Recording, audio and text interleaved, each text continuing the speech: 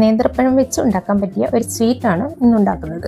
അതിനായി ഒരു പാൻ അടുപ്പിൽ വെച്ച് ചൂടായാൽ 1 ടേബിൾ സ്പൂൺ നെയ്യ് ഒഴിച്ച് 1-2 നേന്ത്രപ്പഴം ചെറുതായി കട്ട് ചെയ്ത് ചേർത്ത് വഴറ്റാം.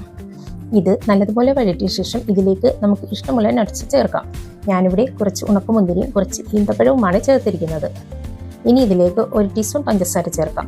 എല്ലാം കൂടി ഒന്ന് മിക്സ് ചെയ്ത് ഫ്ലെയിം ഓഫ് ചെയ്ത് മാറ്റിവെക്കാം.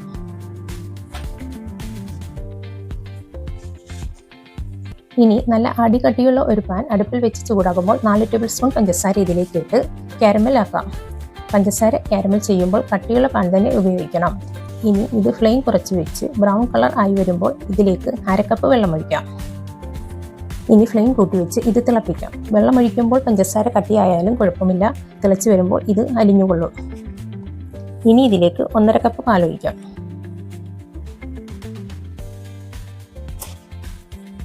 ഇനി ഇത് നല്ലതുപോലെ തിളയ്ക്കുമ്പോൾ കുറച്ച് ചവ്വരി വേവിച്ചത് ചേർക്കാം. ഞാനിവിടെ 1/4 കപ്പ് ചവ്വരി കുറച്ച് ടൈം വെള്ളത്തിൽ കുതിർത്ത് വെച്ച് വേവിച്ചെടുത്ത് അരിച്ചതാണ് ചേർത്തത്.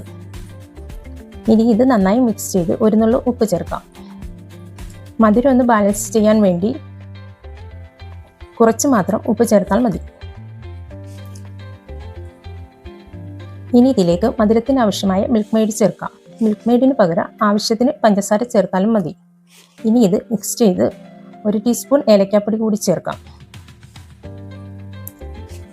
ഇനി ഫ്ലെയിം ഓഫ് ചെയ്ത് വഴറ്റി വെച്ചിരിക്കുന്ന നേന്ത്രപ്പഴം മിക്സ് ഇതിലേക്കിട്ട് ഇളക്കി ഒന്ന് അടച്ചു വെക്കാം. ഇത്രയേ ഉള്ളൂ. നല്ല ടേസ്റ്റിയായ ബനാന സ്വീറ്റ് ഇവിടെ റെഡി ആയിട്ടുണ്ട്.